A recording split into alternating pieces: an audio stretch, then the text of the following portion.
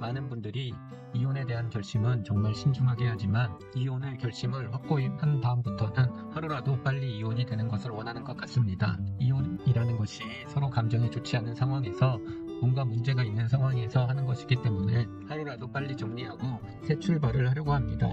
그래서 하루라도 빨리 이혼이 되는 방법에 대해서 물어보는 분들이 많은데 그중 어떤 분들은 종종 이혼 조정 신청이 가장 빨리 이혼을 하는 방법이 아니냐고 물어보는 분들이 있습니다. 일단 이혼 조정 신청이 가장 빠른 이혼 방법이 아닌 경우가 많습니다.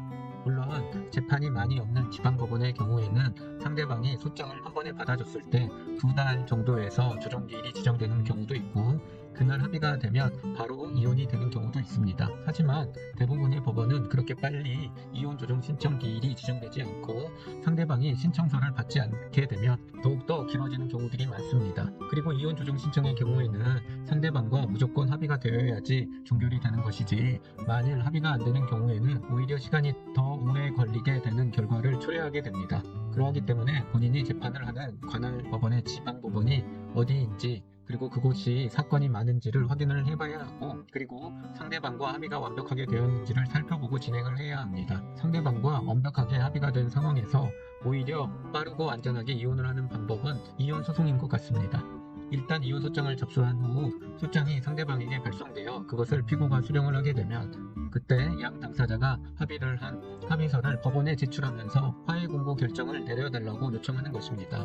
이렇게 되면 법원은 재판을 하지 않고 거의 대부분 화해 공고 결정문을 양 당사자에게 보내주게 되고 서로가 이의 신청을 하지 않으면 사건은 종결이 됩니다. 이렇게 진행이 되면 소요되는 시간은 최소 2개월 전후가 소요가 되고 이렇게 하는 것이 가장 빠르고 가장 안전하고 확실하게 이혼을 할 수 있는 방법입니다. 물론 미성년 자녀가 없는 가정에서는 협의이혼을 하는 것이 더 빠른 방법일 수가 있습니다. 하지만 협의이혼의 경우에는 합의서를 작성하고 공증을 했다고 하더라도 상대방이 그것을 이행하지 않으면 결국에는 민사소송을 해야 합니다. 즉 법원에서는 재산분할과 위자료에 대해서 보장을 해주지 않습니다. 그러하기 때문에 양 당사자가 합의가 되었고 그리고 위자료와 재산분할에 대한 합의사항이 있다라고 하면 판결문과 동일한 효력이 있는 조정결정문 또는 화해공고 결정문을 받아두는 것이 좋습니다. 그러기 위해서는 이혼 소송을 해서 합의서를 제출하거나 또는 이혼 조정 신청이라는 방법을 통해서 하는 것이 협의 이혼보다는 가장 안전하고 오히려 빠른 절차가 될 수가 있다는 점